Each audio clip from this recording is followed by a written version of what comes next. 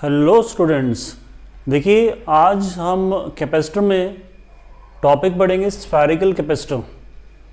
तो देखिए spherical capacitor को पढ़ने से पहले कैपेसिटर में मैंने कहा था capacitor is a store house of electric charge and electric energy, और कैपेसिटेंस ज्योमेट्री पर डिपेंड करता है। तो लास्ट हमने जो पढ़ा था वो पैरेलल प्लेट कैपेसिटर था। अब आया हमारे पास स्फेरिकल कैपेसिटर। तो यहाँ पर अगेन ज्योमेट्री चेंज हो गई और हमने किया क्या, देखिए डायग्राम। एक हमने अंदर एक स्फेयर लिया जो कि सॉलिड और हॉलो दोनों में से कुछ भी हो सकता है, कंडक्टिंग होना चाहिए। और बाहर वाला जो स्फेयर है जो कंसेंट्रिक है, मतलब दोनों कंसेंटर सेम है, वो हॉलो सिलेंडर है।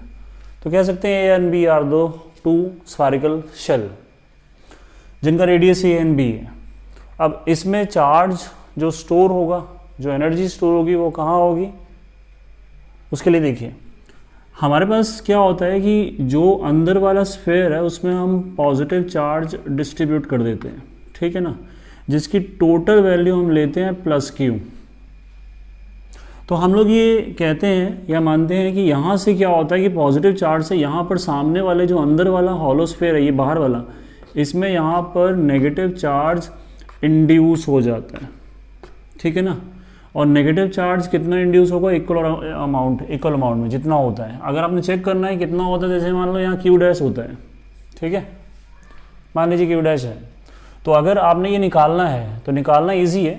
बट उससे पहले जब यहाँ पॉजिटिव चार्ज इंड्यूस होते, पॉजिटिव चार्ज से नेगेटिव इंड्यूस होता है, तो बाहर पॉजिटिव इंड्यूस होता है, बट हम बाहर वाले को क्या कर देते हैं, अर्थिंग कर देते हैं, ठीक।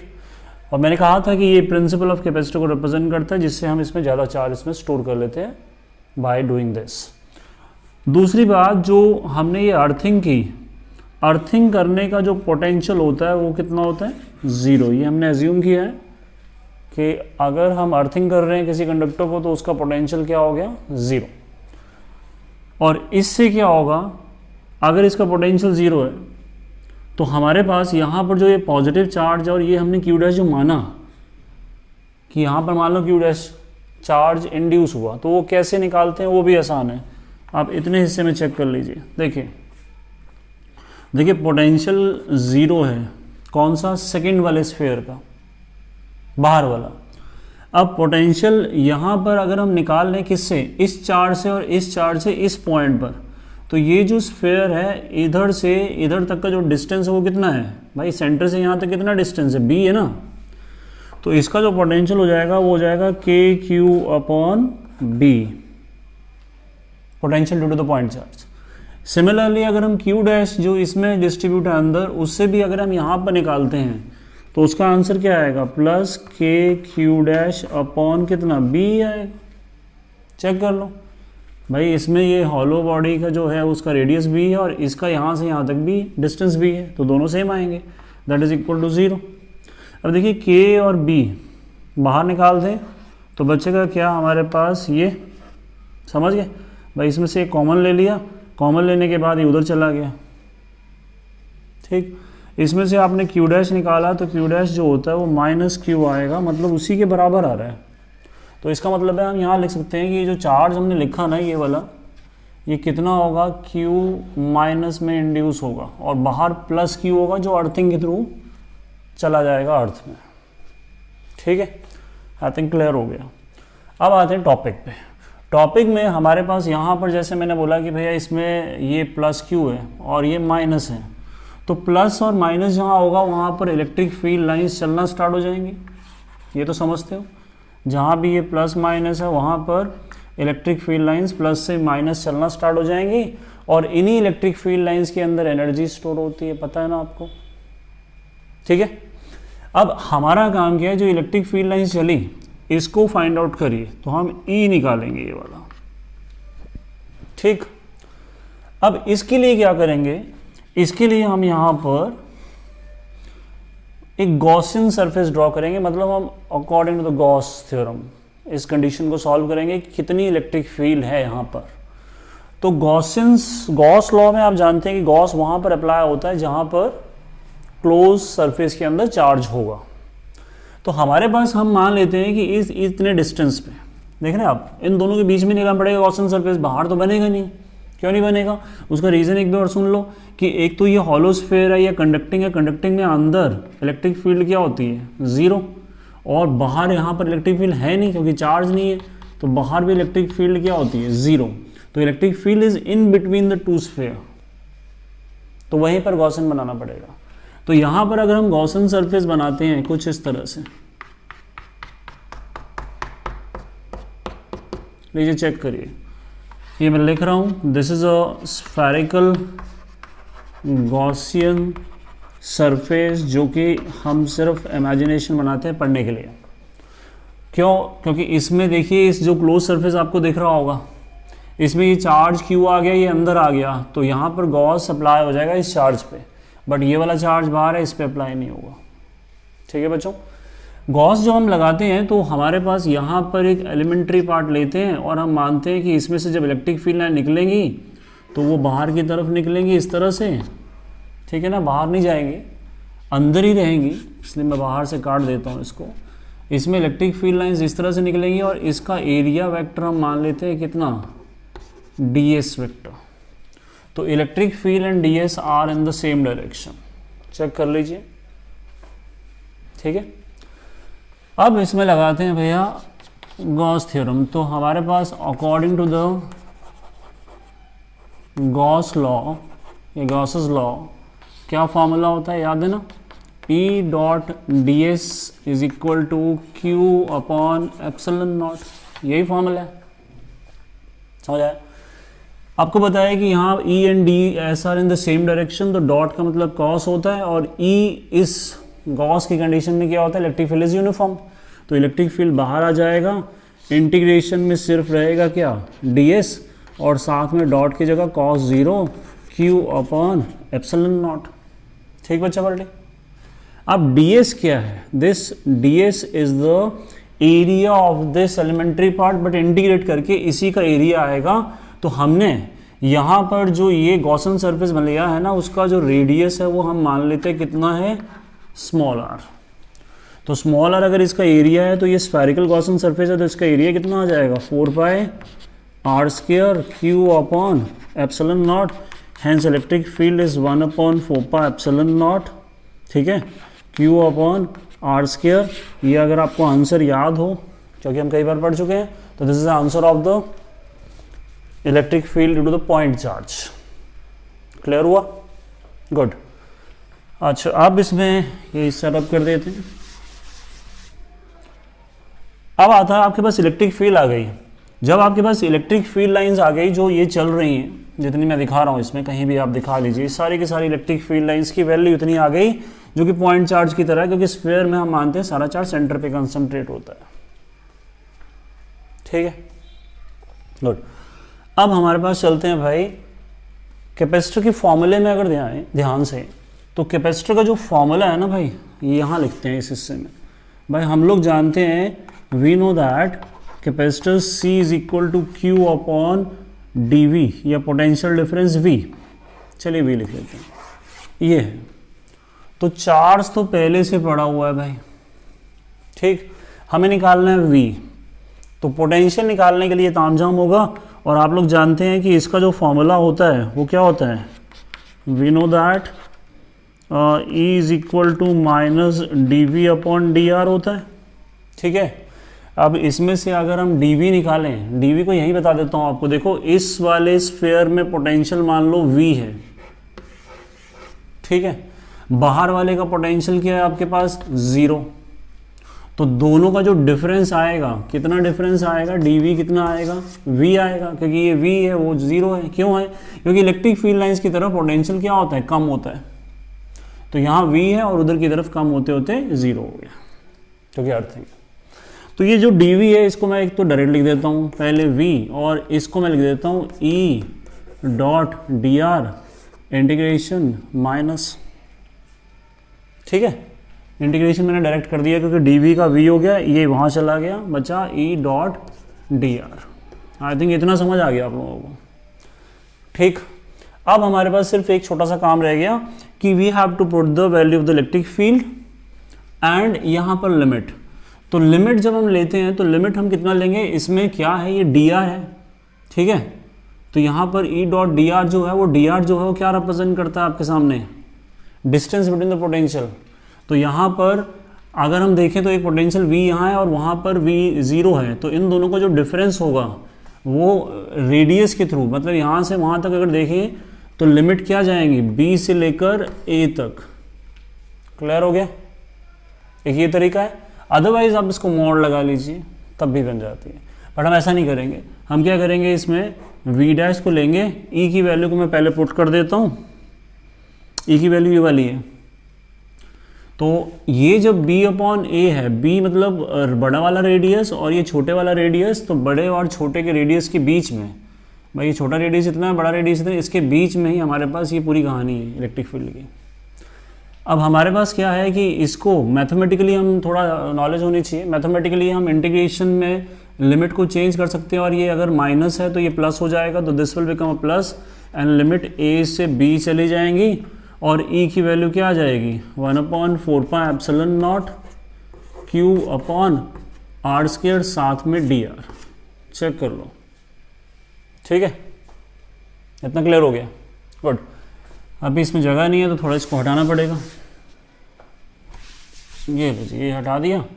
अब हमारे पास ये जो हमने V निकाला, V जो आ गया वो पोटेंशियल डिफरेंस है। अब V को अगर देखें तो इसमें देखिए Q अपॉन ये Q अपॉन 4πε0 तो कॉमन आ गया, R स्क्वायर है तो इसको ऊपर ले जाइए, माइनस R हो जाएगा माइनस पावर और A से B तक लिमिट। चेक कर लो। अब इसका जो इंटीग्रेशन होता है वो इंटीग्रेशन हम सबको पता है कि 4πε0 वो कितना होता है भाई, integration is x power n+1 upon n+1, तो -1/r इसका इंटीग्रेशन होता है। वो आप करके देख लीजिए, आप, ठीक है? अब इसमें हमारे पास माइनस आ गया तो इसको q अपॉन 4πε0, ठीक, और लिमिट चले जाएंगी क्या भाई, इसमें आएगा ये -b 1/b और ये हो जाएगा +1/a। चेक कर लीजिए, ठीक है? अपर माइनस लोअर लिमिट। अच्छा, अब इसको देख लीजिए, मैं इसको रब कर रहा हूँ, आपने लिख लिया इसको, गुड। तो इसको रब कर देते हैं।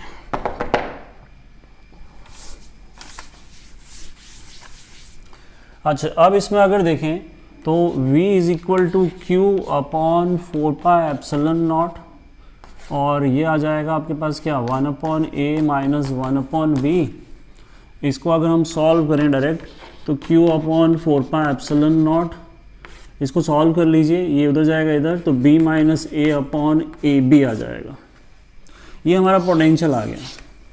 अब मैं इसी से आंसर निकाल देता हूँ। देखिए भाई, ये V नीचे चला जाएगा, बाकी रेस्ट तो इधर भेज देंगे, तो बन जाएगा क्या, Q अपॉन V। चेक कर लो, ये इधर आ गया, अब ये ऊपर आएगा, तो 4πε0 AB upon B minus a and Q upon V क्या होता है बच्चों, C होता है, ठीक है?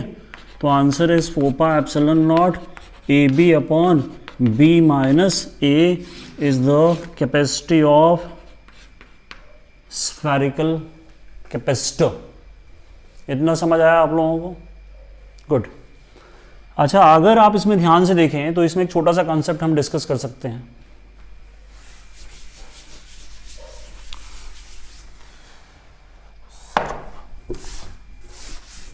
देखिए, एक छोटा सा कॉन्सेप्ट और डिस्कस करते हैं। वैसे तो आंसर यही है, 4πε0 AB upon B minus a। हमारे पास क्या होता है कि अगर हम बाहर वाले स्फेयर को मान लेते हैं ये इन्फिनिटी पर है, ये यही है, पर बाहर वाला जो स्फेयर है वो B वाला, वो इन्फिनिटी पर है, तो B अगर इनफाइनाइट हो गया, if B is what, infinite, ठीक है? B को इनफाइनाइट मान लो, मान लिया।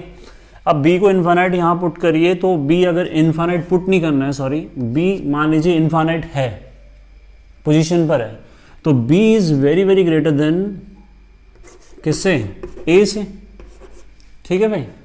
B अगर हम मान लेते हैं टेंस टू कहाँ, इन्फिनिटी में चला गया, B मान लेते हैं, थोड़ा सा लिखते हैं, B इज एट इन्फिनिटी। अगर B इन्फिनिटी पर है तो B बहुत बड़ा होगा A से और A छोटा इतना होगा कि हम उसको क्या कर देंगे, निगलेक्ट कर देंगे।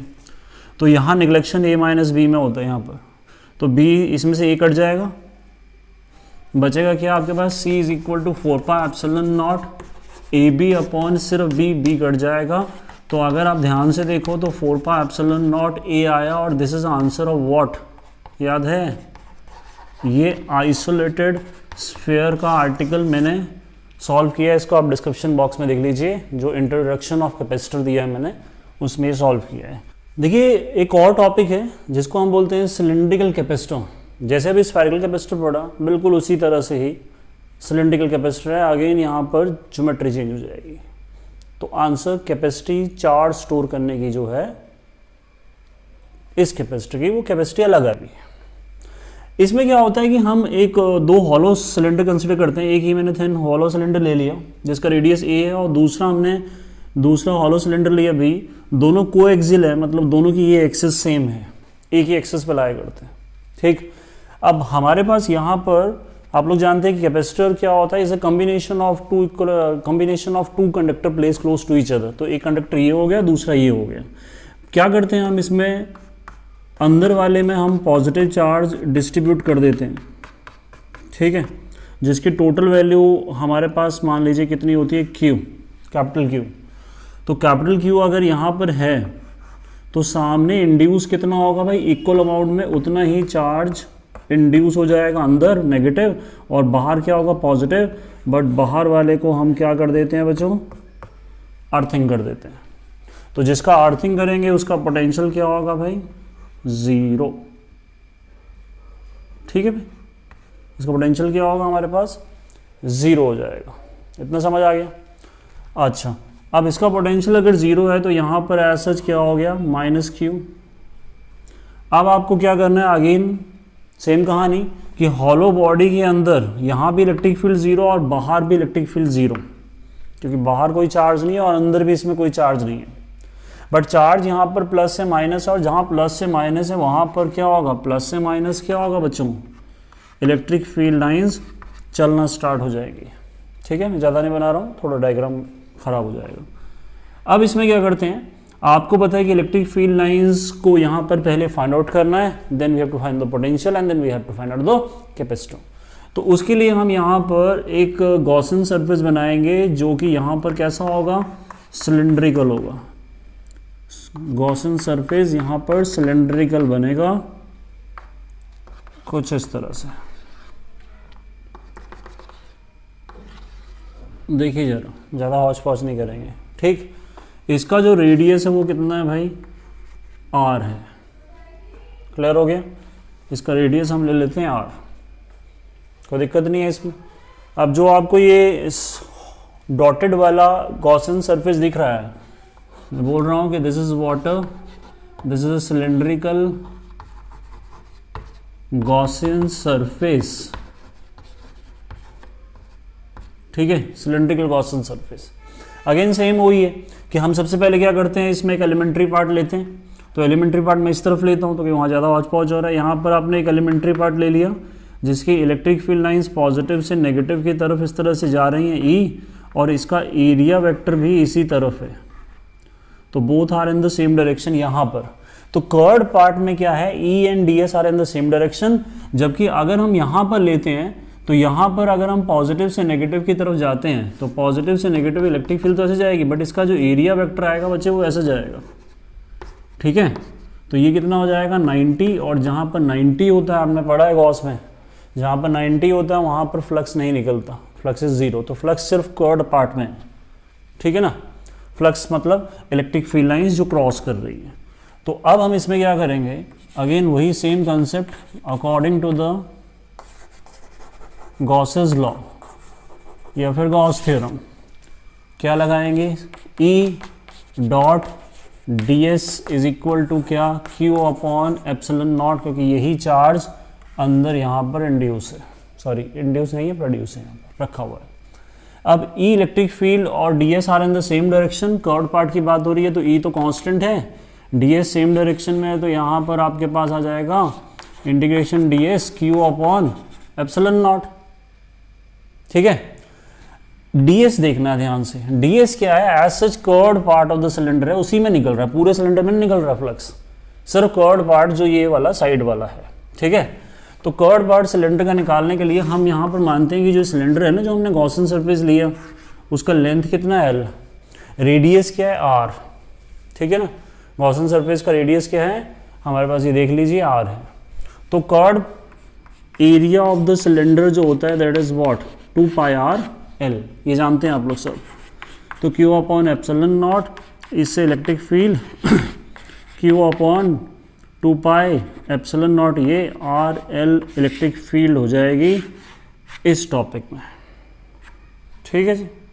इतना समझ आ गया आप लोगों को।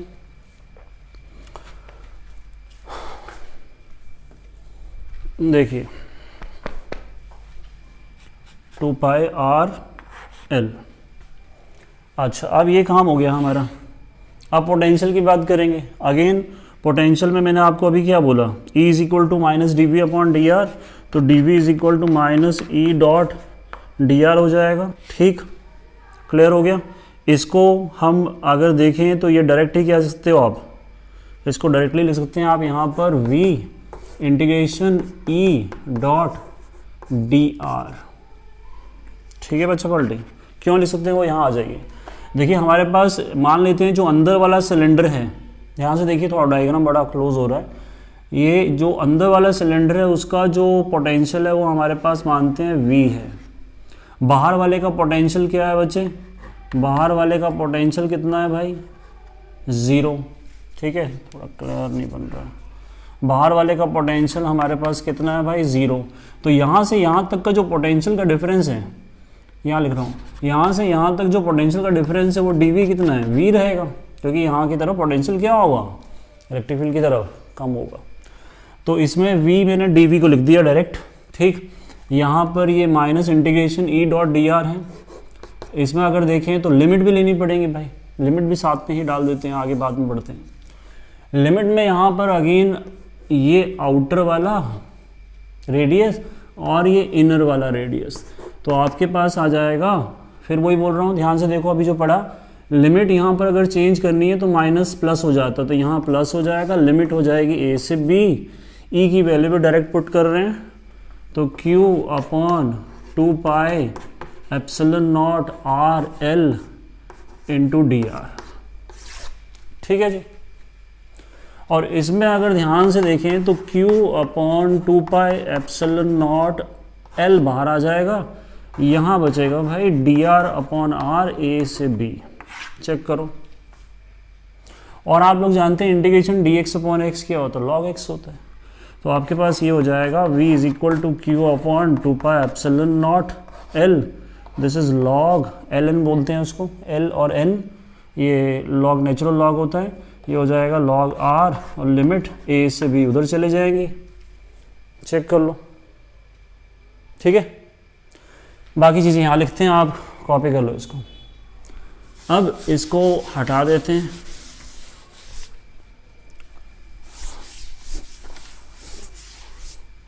अब इस वैल्यू में देखिए अपर माइनस लोअर आएगा, अगर आपको यही दिख रहा है तो मैं यहाँ कर देता हूँ, तो Q, चलिए यहाँ नहीं लिखते हैं, यहाँ आ जाइए, V is equal to Q upon 2 pi epsilon naught what L, तो अपर लिमिट आ जाएगा log b minus log a, upper minus lower, ठीक है बच्चा पलटी। तो log a minus b is log a upon b, तो इसको लिख सकते हैं v is equal to Q upon 2 pi epsilon naught l log b upon a, ठीक। आंसर ये है, क्योंकि एज सच पोटेंशियल ये आ गया, और हम लोग जानते हैं कि कैपेसिटी कितनी होती है, c is equal to Q upon v नहीं होती, v की वैल्यू पुट कर दें, पुट करने पर q और q कट जाएगा, चेक कर लो, q upon 2 pi epsilon naught l log b upon a, ये आ गया, q कट गया, लास्ट स्टेप यहाँ लिख देते हैं।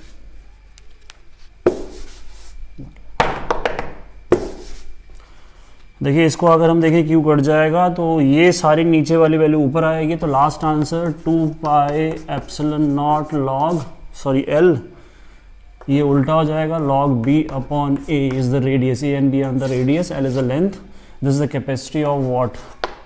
Cylinder. Again this whole total formula will again depend upon the geometry. A and b are radius, l is also length, 2 pi epsilon naught is a constant. I think आपको clear हो गया। तो हमने spherical और cylindrical capacitor पढ़ा, दोनों को combine देखिए। इससे रिलेटेड अगर आपको थोड़ा गॉस में दिक्कत है तो डिस्क्रिप्शन बॉक्स में गॉस के बारे में मैंने आपको लिंक दिए हुए हैं, गॉस देख लीजिए, फिर इसको देख लीजिए, आपको क्लियर हो जाएगा।